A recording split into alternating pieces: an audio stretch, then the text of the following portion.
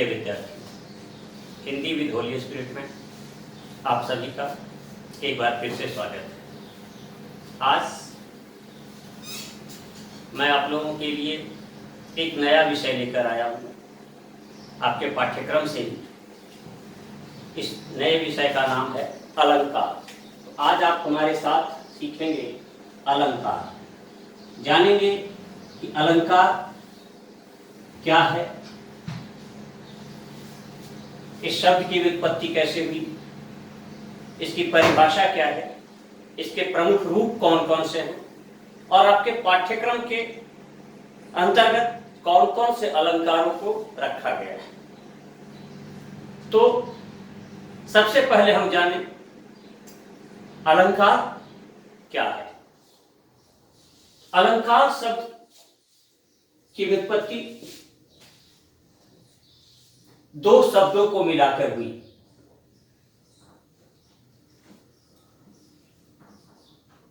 अलम धन कार। अलम से मतलब है सुशोभित या अलंकृत करना, और इसका एक अर्थ यथेष्ट भी होता है, संपूर्ण भी होता है, और कार का अर्थ करने वाला, अर्थात सुशोभित करने वाले तत्व को या अलंकृत करने वाले तत्व को अलंकार कहते हैं। अब आप लोग इस अलंकार शब्द से पहले से भी परिचित हैं। अलंकार का शाब्दिक अर्थ होता है आभूषण,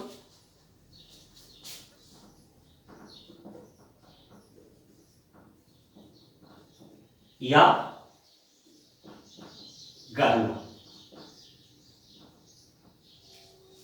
हमारे देश में आभूषणों का प्रयोग बहुत आयत से होता है। पूरे विश्व में आभूषण की बिक्री के क्षेत्र में हमारा भारत अग्रणी है। तो अब सवाल यह उठता है कि आभूषण का कार्य क्या है। हम आप सभी जानते हैं कि आभूषण सौंदर्य को बढ़ाने का काम करता है। जैसे कोई महिला है, कोई स्त्री है, वह जब आभूषण पहनती है, अलंकार पहनती है, तो उसका सौंदर्य कई गुना बढ़ जाता है। ठीक इसी तरह से काव्य में भी अलंकारों का काम काव्य के सौंदर्य को बढ़ाना है। इसकी परिभाषा अनेक विद्वानों ने दी है, पर संस्कृत के आचार्य दंडी स्वामी की परिभाषा सर्वप्रथम और सर्वोत्कृष्ट मानी जाती है। उनकी परिभाषा है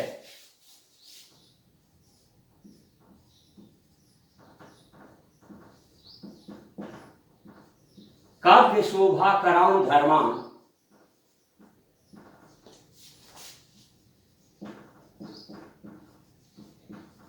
अलंकारं प्रचक्षते।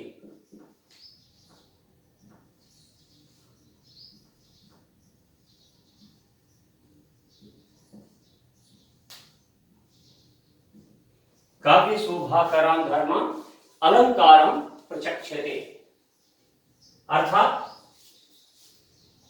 काव्य के शोभाकारक धर्म को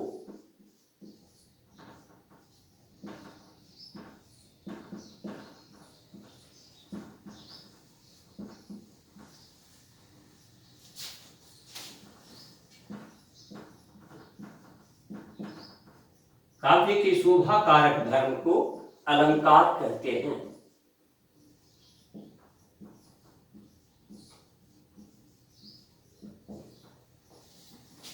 अब प्रश्न उठता है कि काव्य तो शब्द, अर्थ आदि से संयुक्त एक वाक्य योजना या छंद योजना है। तो इसमें कौन सा आभूषण लगाया जाए, इसका आभूषण क्या हो सकता है। तो काव्य का आभूषण जो हम देखते हैं अलंकार के रूप में, वह यह है कि शब्द और अर्थ में चमत्कार उत्पन्न करके ही काव्य की शोभा बढ़ाई जाती है। तो हम एक चीज और यहां देखते हैं कि जैसे हम आभूषण का प्रयोग करते हैं, तो आभूषण का प्रयोग करने से शरीर की बाहरी शोभा मात्र बढ़ती है, आंतरिक शोभा पर कोई असर नहीं पड़ता है। अलंकार पहना देने से, गहने पहना देने से कोई स्त्री सुंदरी दिखने लगेगी, परंतु उसके चरित्र में कोई फर्क नहीं पड़ेगा। अगर उसका चरित्र सुंदर है, उसका व्यक्तित्व सुंदर है, तो अलंकार या आभूषण उसके सौंदर्य में वृद्धि करने का काम करते हैं। तो कुल मिलाकर जिस प्रकार सामान्य जीवन में अलंकार बाह्य सौंदर्य की वृद्धि करने में सहायक होते हैं, ठीक वैसे ही अलंकारों को काव्य का एक बाह्य शोभा कारक धर्म बताया गया है। इसलिए हम इस परिभाषा में थोड़ा सा सुधार और करें कि काव्य के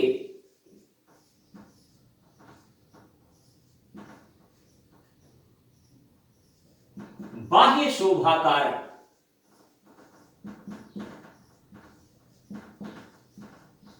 काव्य के बाह्य शोभा कारक धर्म को अलंकार कहते हैं।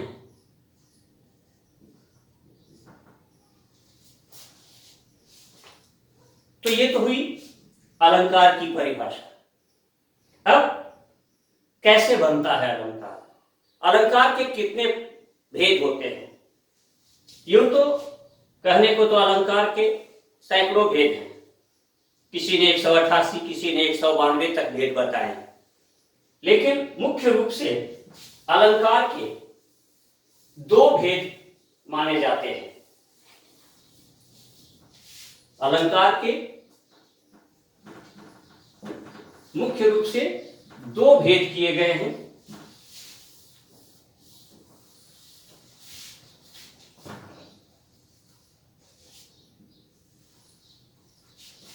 पहला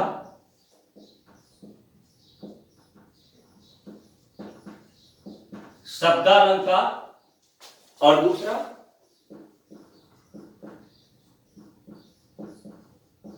अर्थालंकार। अब इन दोनों पर अगर हम विचार करें तो हम देखते हैं कि शब्दालंकार अर्थात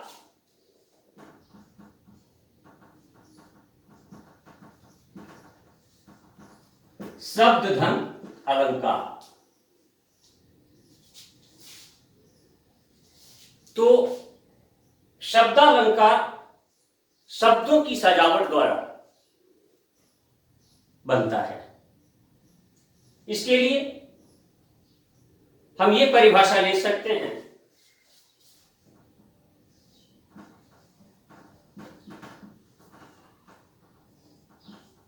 शब्दों की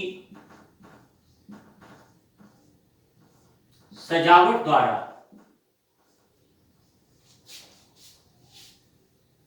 जहां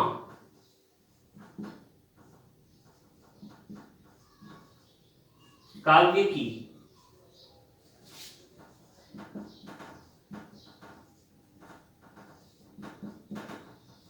बाह्य शोभा बढ़ाई जाए,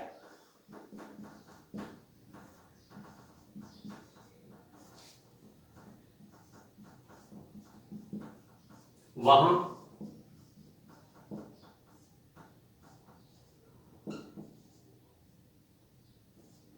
शब्दालंकार होता है। तो शब्दों की सजावट द्वारा, अब शब्दों की सजावट कैसे की जा सकती है? तो इसके मुख्य तीन रूप मिलते हैं। पहला रूप हम देख सकते हैं कि शब्दों में वर्णों की समानता के आधार पर शब्दालंकार तीन परिस्थितियों में निर्धारित होता है। एक तो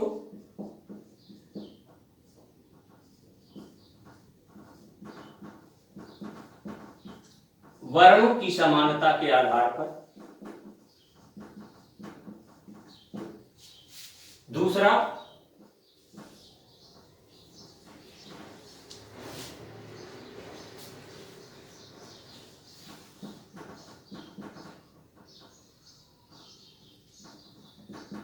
आकार में समान किंतु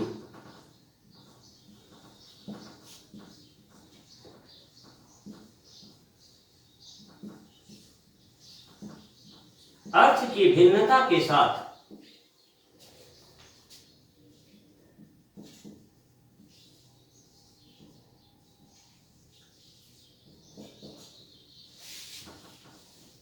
शब्दों की आवृत्ति द्वारा।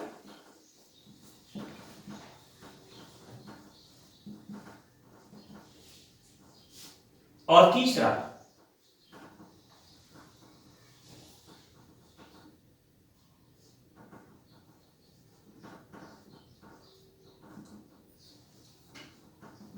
शब्द एक ही हो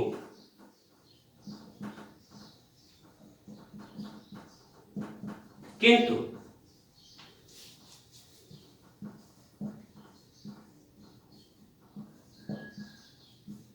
काव्य पंक्ति के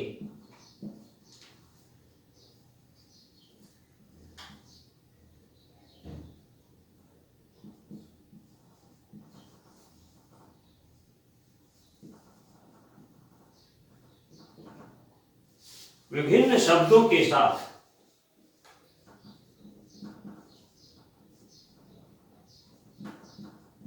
उसका अलग अलग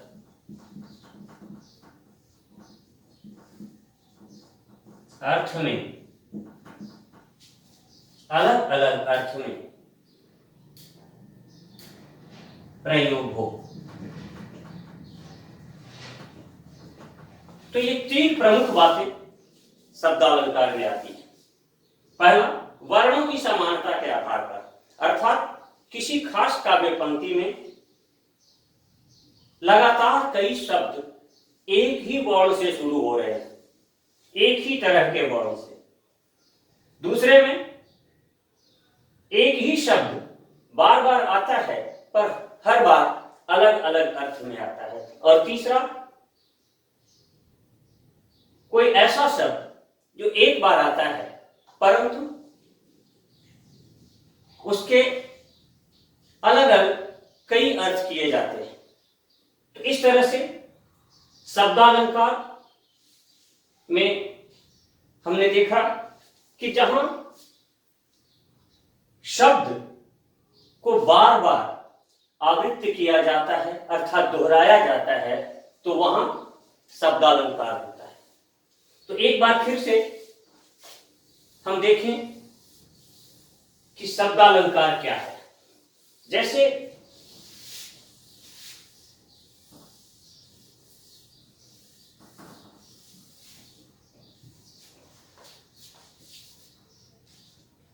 शब्दों की सजावट के द्वारा या शब्दों के समायोजन के द्वारा जहां शब्द का सौंदर्य बढ़ाकर काव्य पंक्ति का ऐसा रूप प्रस्तुत किया जाए कि काव्य की शोभा में वृद्धि हो, तो वहां पर शब्दालंकार होता है। अब सवाल उठता है कि शब्दालंकार में प्रमुख अलंकार कौन कौन से हैं। तो शब्दालंकार के अंतर्गत आपके पाठ्यक्रम में 3 अलंकारों को लिया गया है, अनुप्रास,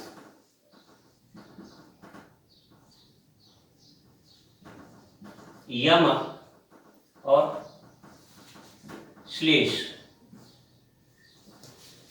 ये 3 शब्दालंकार आपके पाठ्यक्रम में प्रस्तुत किए गए हैं जो कि कक्षा द्वादश के पाठ्यक्रम में शामिल है। अब अर्थालंकार शुरू करने से पहले हम इन पर चर्चा कर लें कि ये क्या हैं, परंतु इनकी अलग अलग परिभाषा लेने से पहले एक बार अपन ये भी कर लें कि अर्थालंकार क्या है, यह भी जान लें। अर्थालंकार, जैसे शब्दालंकार में हमने देखा शब्द धन अलंकार, वैसे ही अर्थालंकार को हम इस प्रकार ले सकते हैं, अर्थ धन अलंकार। अर्थात जहां काव्य की पंक्ति के अर्थ में चमत्कार उत्पन्न करके काव्य की बाह्य शोभा बढ़ाई जाए, वहां अर्थालंकार होता है। एक बार फिर से लिख लें, जहां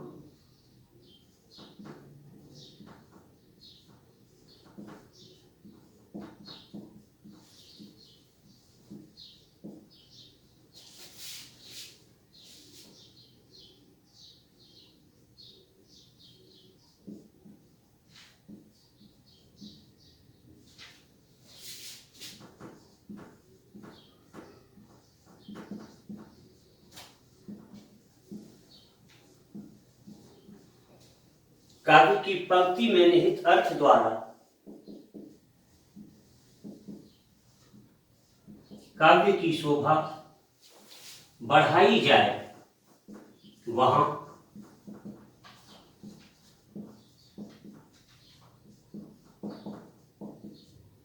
अर्थालंकार होता है।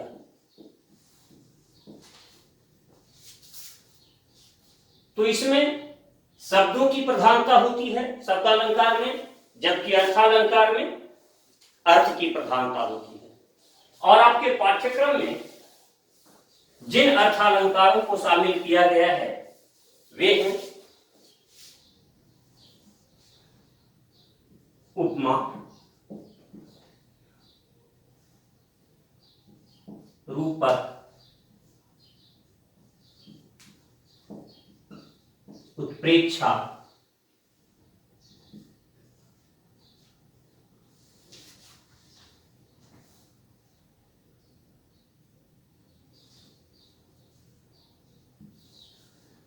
उदाहरण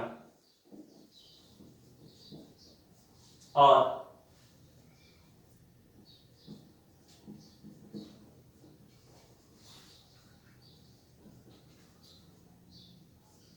विरोधाभास।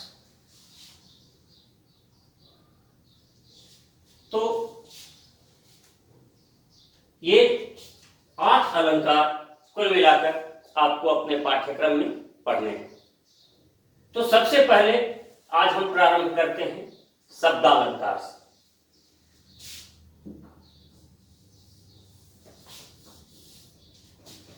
तो शब्दालंकार में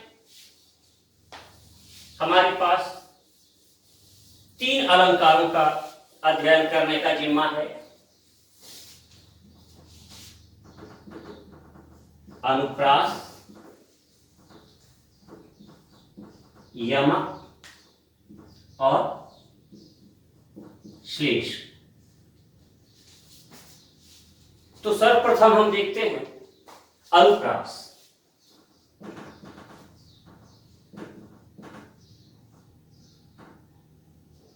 अनुप्रास की परिभाषा हम इस प्रकार दे सकते हैं कि जहां समान आकार के वर्णों की बार बार आवृत्ति हो, अर्थात किसी काव्य पंक्ति में जब एक ही तरह के वर्ण बार बार दोहराए जाएं, तो वहां अनुप्रास नामक शब्दालंकार होता है। जैसे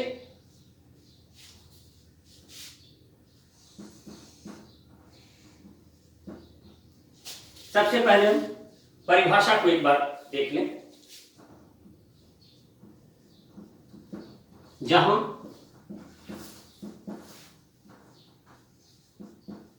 समान आकार के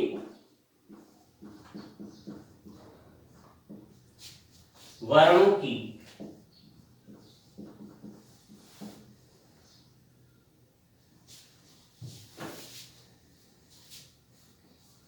जहां समान आकार के वर्णों की आवृत्ति अर्थात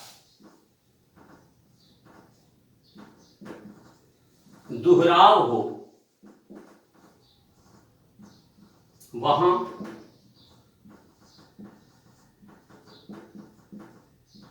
अनुप्रास अलंकार होता है।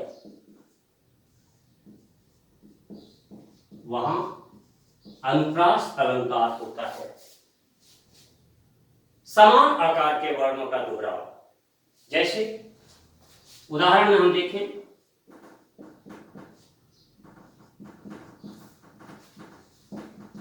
चारु चंद्र की चंचल किरणें, चारु चंद्र की चंचल किरणें खेल रही थीं जलथल में।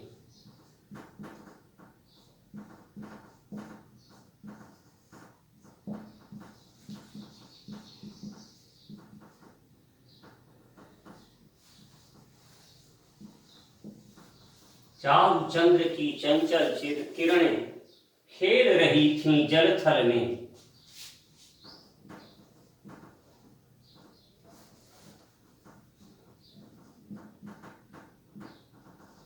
स्वच्छ चांदनी बिछी हुई थी।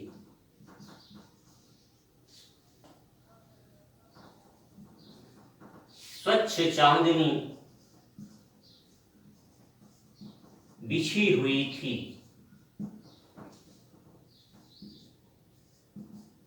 अवन और अंबर तल में।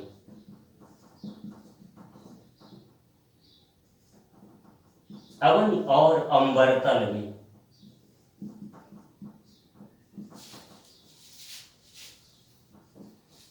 तो यहां हम देखते हैं पहले दोनों वाक्यों में च और च वर्ड पहले आए, फिर यहां चंचल में भी च, फिर यहां अवन और अंबर में अ वर्ण की आवृत्ति हुई है। तो इस प्रकार हम देखते हैं क्या कि एक ही प्रकार के वर्ण की आवृत्ति अगर काव्य पंक्ति में मिलती है तो वहां कौन सा अलंकार होगा? अनुप्रास अलंकार होगा। इसी प्रकार कई उदाहरण हैं। तरणि तनुजा तट तमाल तरु छाजे, तो यहां तरणि तनुजा तट तमाल तरु छाजे, तो इस तरह हर जगह तो वर्ण से शुरू हो रहा है शब्द, तो यहां भी अनुप्रास अलंकार होगा। अब अनुप्रास अलंकार अपने आप में बहुत बड़ा अलंकार है। इसके 5 भेद किए गए। अनुप्रास अलंकार के 5 भेद किए गए।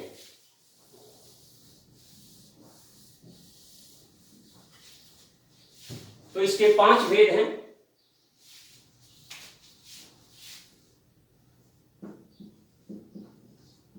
छेकानुप्रास,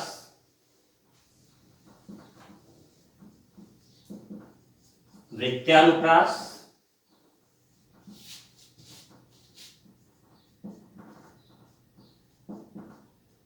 श्रुत्यानुप्रास,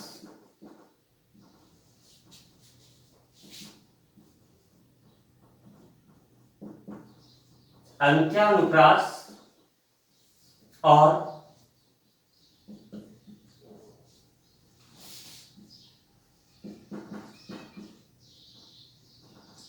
लाटानुप्रास।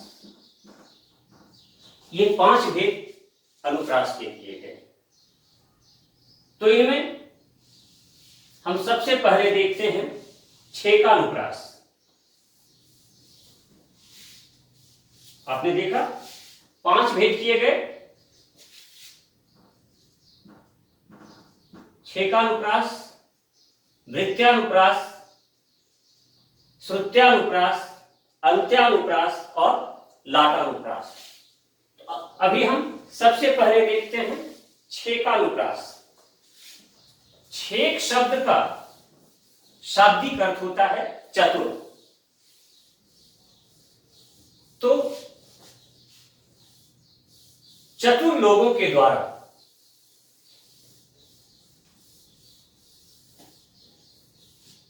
जिस अलंकार का अर्थात जिस शब्दालंकार का बहुतायत से प्रयोग किया गया वह छेकानुप्रास कहलाया।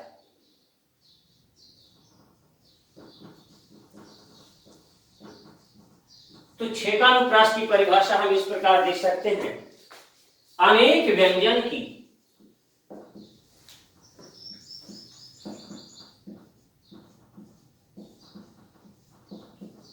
एक बार या अनेक बार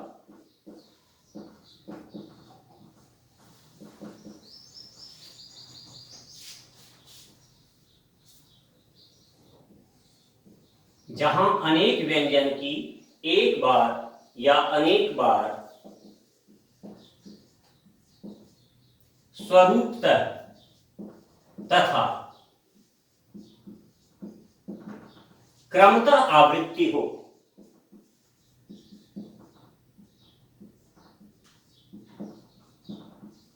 वहां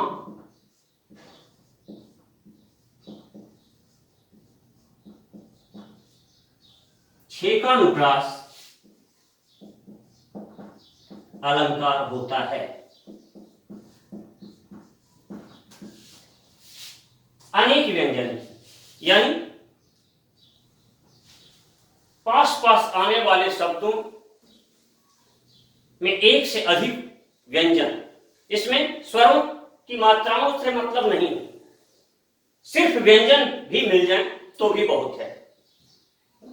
एक से अधिक व्यंजन की एक बार या अनेक बार यानी पास पास दो शब्द या दो से अधिक शब्द एक से अधिक व्यंजनों के मेल से बने हों तो वहां छेकानुप्रास अलंकार होगा। उदाहरण के लिए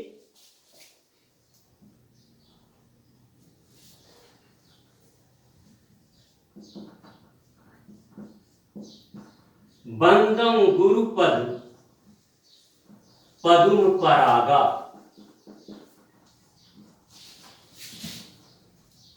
अब यहां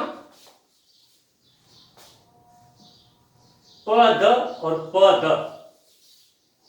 एक बात और इसमें ध्यान देने योग्य है, कैसी आवृत्ति होनी चाहिए? स्वरूपतः और क्रमतः।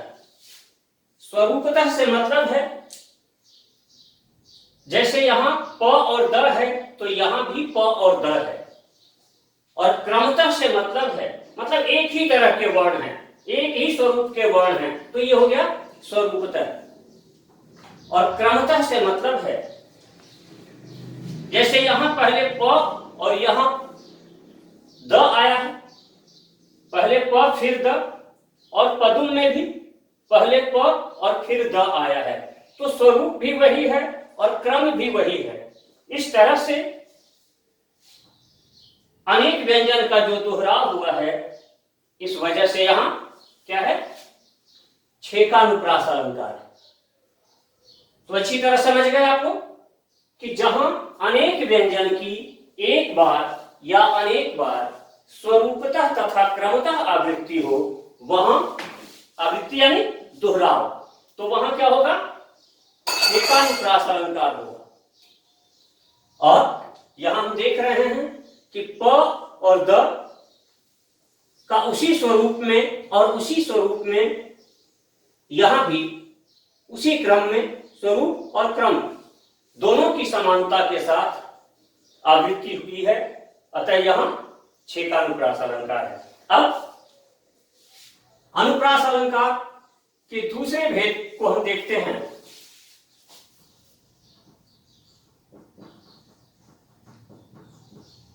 वृत्त्यानुप्रास।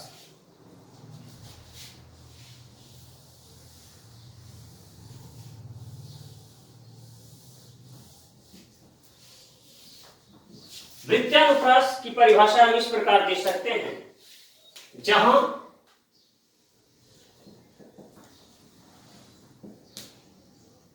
एक व्यंजन की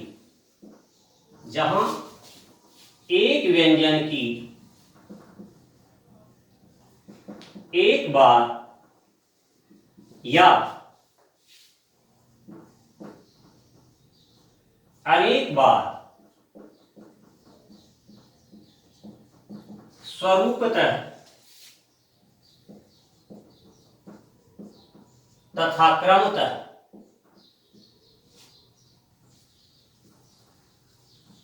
अथवा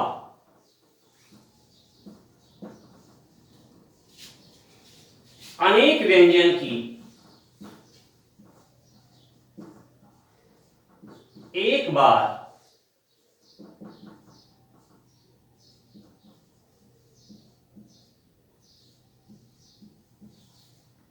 स्वरूपतः आवृत्ति हो,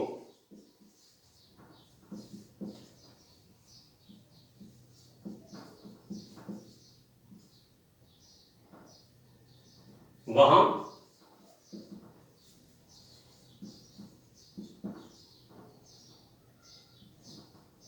वृत्यानुप्रास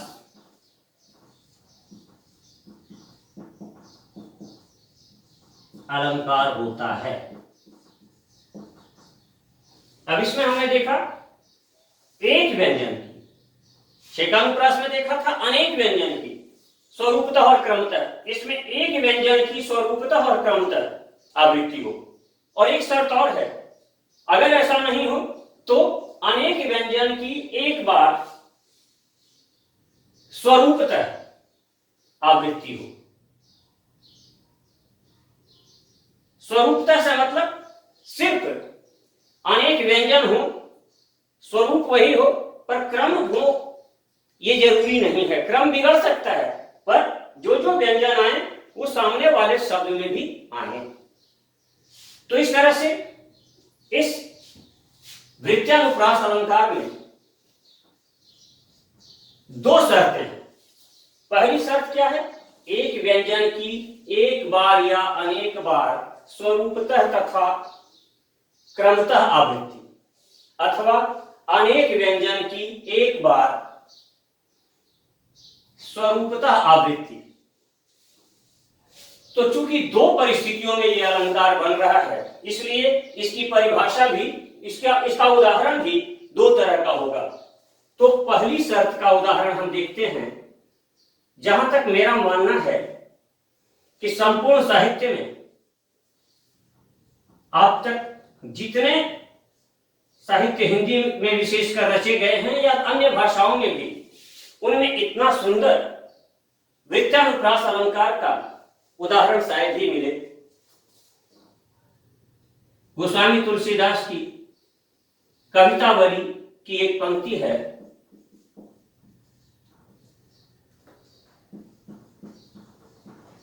दारिद दसानन दवाई दूनी तीन बंधु।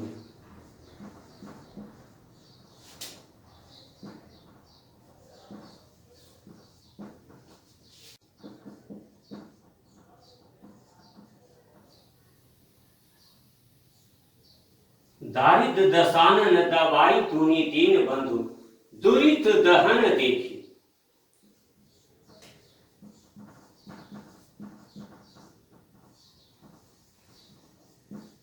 तुलसी हाहाकरी। अब यहां हम देखते हैं द वर्ण की 1 2 3 4 5 6 7 और 8 बार आवृत्ति हुई। तो और एक ही वर्ण की स्वरूपतः भी द एक ही व्यंजन की, और क्रमतः भी कि हर शब्द का पहला वर्ण द से शुरू हो रहा है। तो यहां वृत्तानुप्रास अलंकार का पहला स्वरूप, पहली शर्त को पूरा कर रहा है। दूसरा हम देखते हैं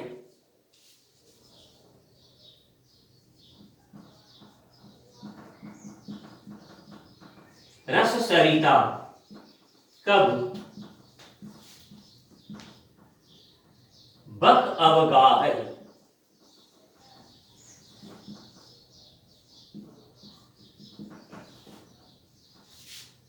अब यहां र और स वर्ण यहां भी है, र और स वर्ण यहां भी है, लेकिन सिर्फ स्वरूप र और स है, यहां भी र और स है, लेकिन क्रम पलट गया है। यहां भी कब और बक स्वरूप वही है, किंतु क्रम पलट गया है। तो यहां सिर्फ स्वरूपता आवृत्ति हुई है, अनेक व्यंजन की एक बार स्वरूपता आवृत्ति हुई है, अतः इन दोनों परिस्थितियों में यहां पर वृत्यानुप्रास अलंकार है। तो आज हम यही रुकते हैं, इसके बाद आगे के अलंकारों की चर्चा अगले कालांश में होगी, और आशा करते हैं आपको यह पसंद आया होगा, और यदि आपको अच्छा लगे तो अपनी प्रतिक्रिया जरूर देंगे। अगर आपको यह पाठ अच्छा लगा हो, आपको इससे कुछ सीखने में मदद मिली हो, तो इसे लाइक, शेयर और सब्सक्राइब जरूर करें। धन्यवाद। फिर मिलेंगे इसके आगे के अंश के साथ।